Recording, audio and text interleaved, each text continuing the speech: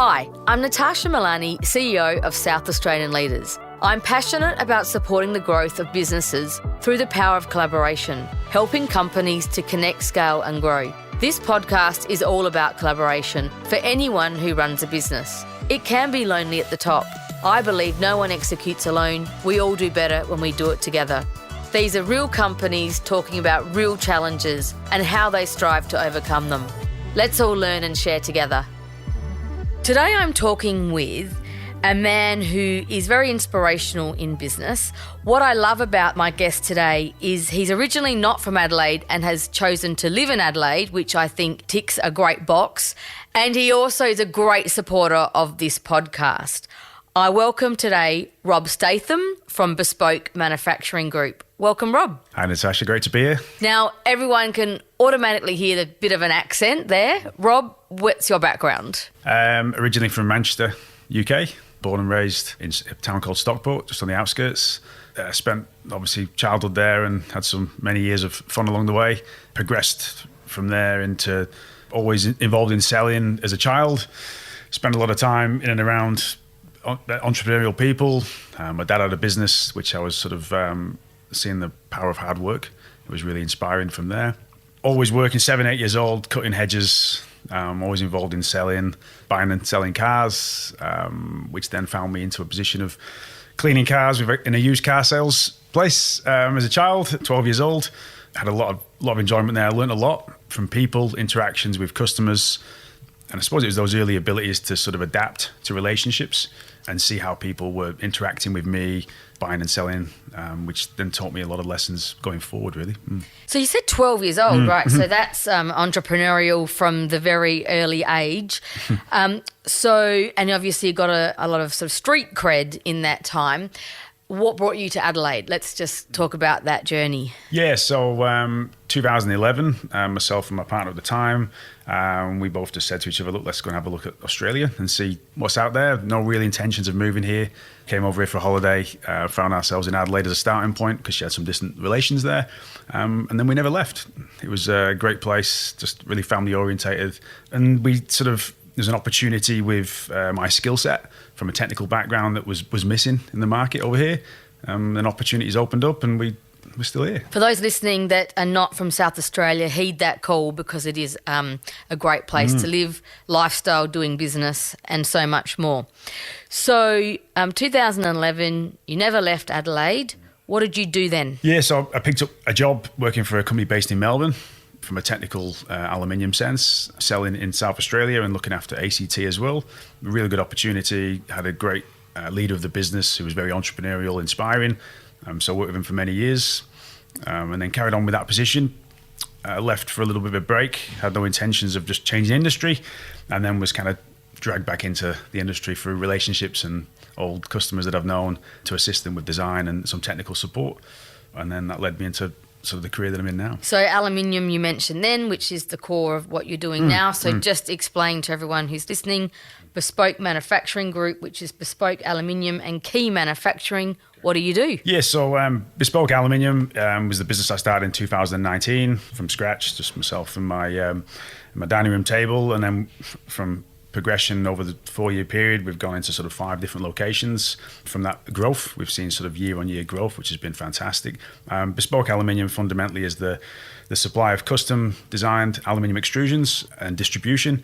So we go right through from prototype to concept and then supply a solution to customers in South Australia fundamentally and around Australia. So if you go up to your wardrobe and there's an aluminium handle, door handle, that's probably yours. Hopefully, yeah. That's right. So that's the Bespoke Aluminium. And then the recent acquisition last year was of a company called Key Manufacturing, who's a long-established South Australian business, been around about 60 years, done some really big business and big growth over that period. And then sort of the owner was coming to the point of retirement, a lot of established customers. So then I took the opportunity then to sort of acquire that business. They fundamentally focus on a turnkey solution. So there's a lot of synergy between the two companies from aspect of bringing in a full length of aluminium, and we process it right the way through from precision cutting, ceramic bead blasting, punching, pressing, 2 CNC machines, powder coating, anodizing. So it's the full in-house capabilities, which then enables us to do a full turnkey solution and put it in a box and send to our customers. Yeah. So there's a nice synergy here, and I want to talk to you about, you mentioned an acquisition. Bespoke Aluminium, you were importing, distributing and customising, and now you've gone into, with Key Manufacturing, a full-on manufacturing business, which has got way more complexity, I imagine. Talk to me about that and the synergy between those two companies. Yeah, there's a lot of synergy from the products related. The Key Manufacturing essentially would have been a customer of ours for Bespoke Aluminium. So bringing the two together does have its complexities from people. Merging of two businesses together has always got its complexities. We've now moved all under one roof, which is obviously going to make that aspect a little bit easier for us. But the elements are really, I suppose, crucial from the aspect that we can bring aluminium in at one end and then right the way through the process and distribute out the other end. Offers us that really turnkey solution, which is what we've always been looking for. The business back in sort of mid 2019, we were looking for that next area of strategic growth. And to grow, the future was always manufacturing and how we do that and how we support our local customer base and give them the full solution. In the past, we were outsourcing some of those components. Now we had the ability to bring everything in-house and be the one-stop shop, which was always my future and the goal of where we wanted to take things. So when you were young, you said you were in a business environment and entrepreneurial and sales. And now you're in a business with some complexity. You've taken some risk to get there.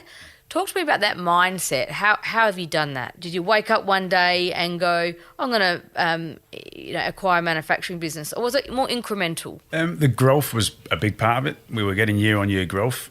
And then that mindset of risk, because I've always been a big believer in risk. I think you've got to take a big risk to get a big reward, but you've also got to cover the downside. I think that was a Richard Branson sort of quote on that. So covering that downside was always a big part.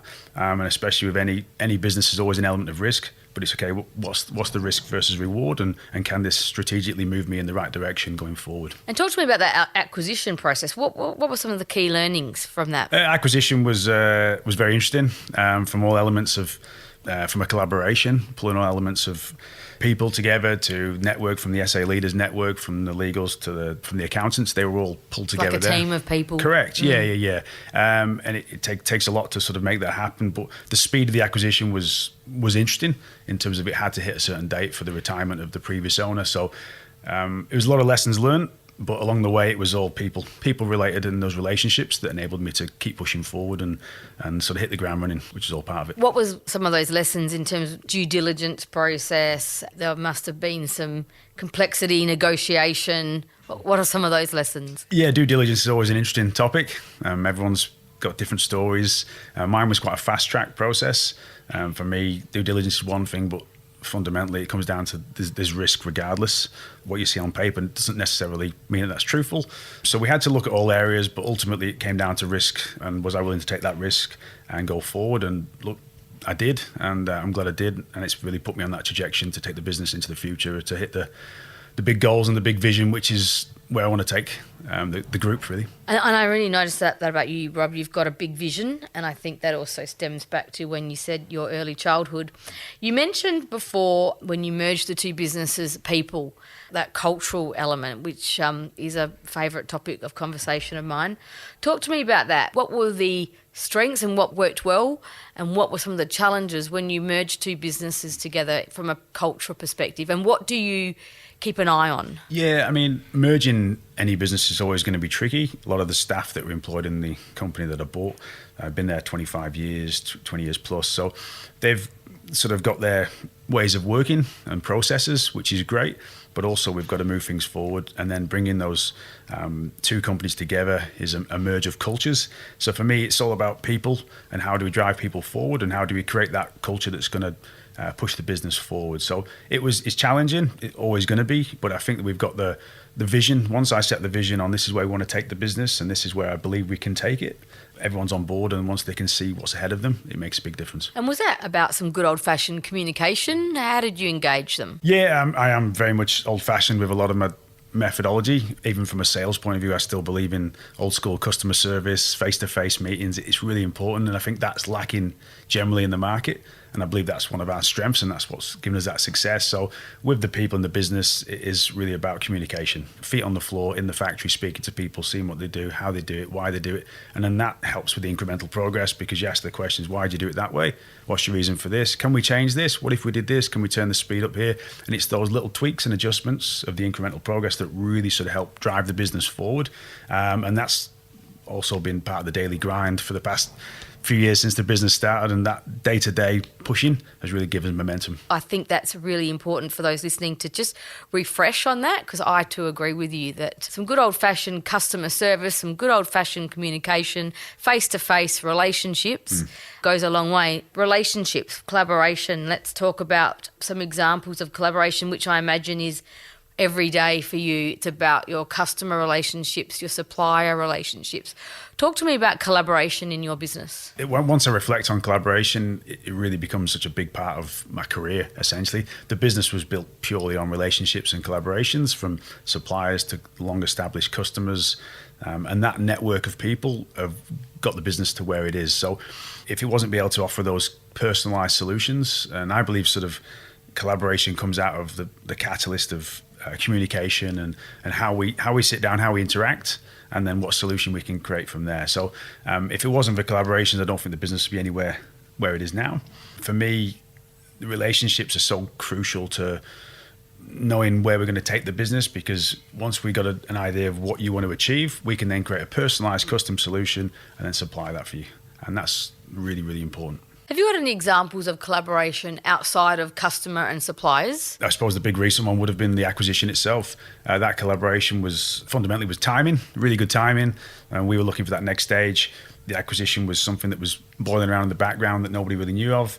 A customer of mine with a great relationship, he was looking to invest in some property. I was looking for a business. It was just a perfect synergy of two people, the right time, and the opportunity was there. So that really put things on the table and sped the process up. We were just the right people, the right time, and the acquisition needed energy. It needed some youth going through there and injecting the passion, and that's kind of where we're at. And that collaboration really sort of sealed the deal, and it is very strong now. Right time and the energy. So put yourself out there, ask the questions, have the conversations. Yeah, definitely, I agree. I mean, I've said recently the ability to say yes and not no. A lot of people are looking at how they can say no more because they've to save their time. And yes, I agree with that element to a degree, but ultimately saying yes opens up doors.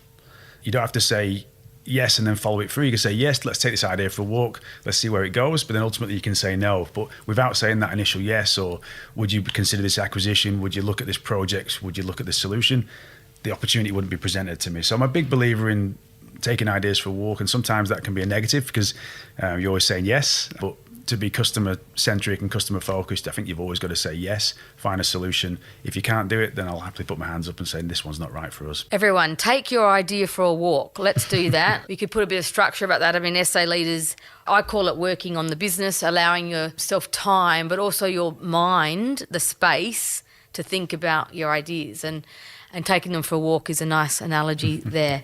With leaders, I call the workshop content, I call it business meditation. Giving yourself the time to think about your ideas, letting them come to you, almost sort of freeing up your headspace and saying yes. And I think if you don't say yes, you don't think outside the box, and then you never challenge and you never push things forward. I think it's very easy just to say, no, I'm stuck in my lane, this is what I'm doing.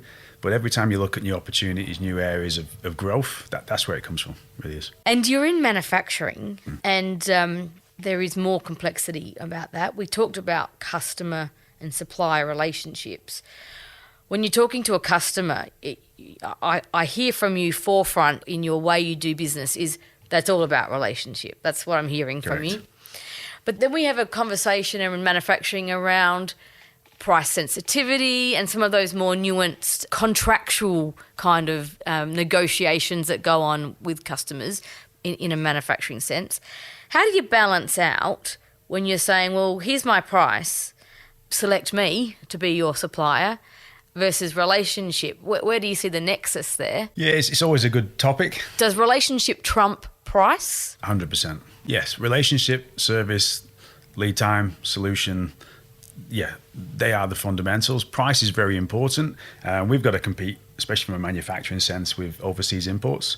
There's definitely a big change in mindset currently at the minute with what's going on overseas. So people are now starting to look, okay, well, look, do we dual source? Do we manufacture more in this country as well as import?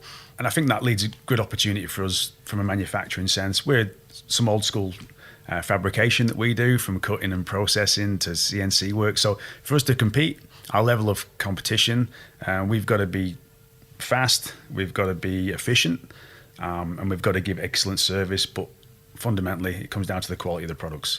The quality of the products that leaves our factory is exceptional, I believe, on a global scale. And so for us to really push that forward, we've got to deliver. And delivering is all part of what we do. Price is still important, and we've got to keep aspects keen on the price, because ultimately, if we're too expensive locally, it's not going to happen. But I think it's definitely people's mindset is changing currently, very much so. I love how you say that with such conviction. That's very powerful. And yes, I agree that price is certainly not the only part of doing business. But speaking of, you must be always manufacturing's always looking for ways to be more efficient. You mentioned that doing business in the world is becoming more complex and the cost of doing business is increasing. You mentioned supply chain challenges have arisen more of late. What do you do to mitigate some of those things and also support your customers with some of those things? You talked about local manufacturing. We're changing the way we do things, really, aren't we? We have to. We have to, yeah. I mean, communication ultimately is a big focus. And once again, that communication combined with relationship really understands what the customer actually needs, what they need to achieve, and under what format they want that. So by working closely and understanding their requirements, we can then manufacture a solution or create a service that's tailor-made for them, really. And we talk about just in time versus just in case. What insights do you have on that? And you talked about customization, which is a critical element of your expertise and value add. But just talk to me about some of the theories behind both. Just in time, yeah, there's, I think, an ideal world, that's what everyone would want. During COVID, we definitely saw a situation where people were going more towards the just in case. People were stocking up to ensure that they didn't have any of those issues, which ultimately falls back into my previous point on local manufacture. So having that just in case was people were stocking up, which was affecting people's cash flows, for the business. So the just-in-time aspect is ideal, but the reality is it's got to be a combination of the both. And if we can manufacture more products in Australia, that's really going to help with local businesses become a bit better from a cash flow and fundamentally help feed their businesses going forward. And there's big announcements in the market at the moment, AUKUS and, those big opportunities heading job creation. That's really what we want here, isn't it? Bring new innovation, new ideas, more people, job creation. Manufacturing is so important. What are your principles around that for South Australia? South Australia at the minute for me is very exciting. There's a lot of innovation. There's a lot of really fascinating companies coming out of South Australia, and sort of being part of the network and meeting these people and seeing what they're doing is inspirational. And I think the future is really powerful. The defence sector is obviously a big area of growth, and another area that we'll be sort of looking heavily into supporting, whether that's collaborations with our customers or whether we look at strategically moving and assisting defence there as well.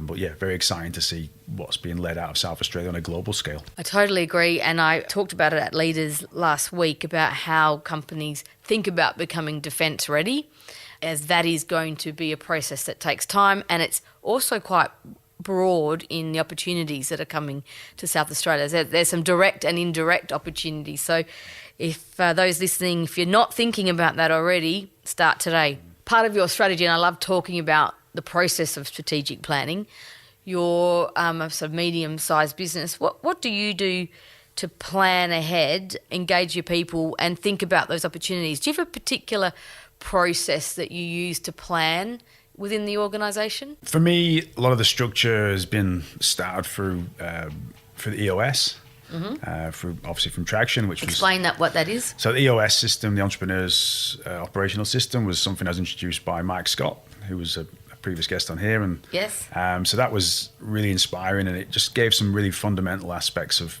planning. So we work on the sort of 90-day strategic plan. That's how I sort of format my structure. With the organisation now, we're sort of around the 18 people. So I'm looking at, okay, how can we keep sort of feeding these people with work and growth and where's going to be the future. So we're constantly looking to add people to our team. So the strategic planning is really trying to keep it as simple as possible. I use a lot of forecasting with cash flows and stock forecasts because they're really sort of fundamental to where we take it. So the strategic planning really is looking at new markets, new opportunities, existing customers, and how we can grow the existing customer base, but also support our customers in new areas and new aspects of growth that they're looking for. Fantastic. And not the first person to mention Traction, the That's book, right. on this podcast. It's a reminder there. Are you reading any other good books at the moment, Rob? Reading's an interesting one. I'm more of an audio. Audio? Okay, you're listening. Audio. The new way to do things. That's right. That's right. Just like this podcast. Correct. And I'm a big fan of podcasts in general. I listen to a lot of different podcasts, but the other book really was EOS. You've got Scaling Up, which I think was Vern Harnish. But other than that, over the years, I've read there's a few aspects that kind of stick with me. The big one is a quote from Jay Abraham. It was the 3 ways to grow a business, and these have always stuck to me in my mind. And the first one was increase your customers, which is a very obvious statement.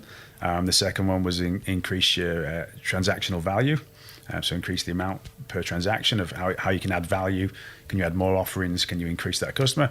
And the third one was increase the frequency of purchasing. So is the means and ways of how you can increase more frequency through more areas. So those have been really strategic to me going forward. And if I'm ever stuck or ever a roadblock, there's what I always drive myself back to, in the back of the diary, look at those 3 areas, and they really help me sort of, clear my head and focus on the 3 aspects that are going to move the needle the most. Rob, an inspirational conversation today. Thank you for your time. Thank you. Really appreciate your time. I really hope you enjoyed this chat and it inspires you to harness your own power of collaboration. You can contact me, Natasha Milani, via LinkedIn or saleaders.com.au. All my details are in the show notes. And thank you for listening.